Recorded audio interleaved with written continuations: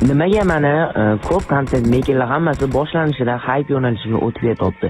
Chunki o'zini mehnati bilan ko'tariladigan bo'ladigan bo'lsa, o'zi mehnat qilib, video montaj qilib, uni qo'yadigan bo'lsa, hech qanaqasi odamlar uni ko'rmaydi ham, like bosmaydi ham, poddeska qilishmaydi. Hozir odamlarga hype videolar, bir-biri bilan urushish yoki bir-birini so'kib chiqqan videolar yoqib qolgan.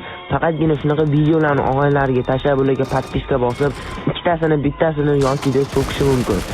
Mamlaqa bizdagi o'zini o'yinni ko'rsatib, video montaj qilib, unga ideya topib, videosini qo'yadi, lekin bir soatda 50 ta, 3 ta, 1000 ta, 2000 ta prosmotr bo'lishi mumkin. Hech qanaqasiga bizdagi oddiy content makerlarni ko'tarilishi juda ham qiyin bo'lib qolgan. Chunki hozir aytganimdek hamma odamlar pashti Instagramni 70-80% hype videolar yoqib qolgan yoki cringe videolar. Ana shuning uchun bizda ko'tarilishimiz qiyin bo'lib qolgan. Men sizlardan hech qanaqa menga poddeska qilinglar, like obuna bosinglar demayman. Chunki bu sizlarning o'zingizlarning xohishinglar.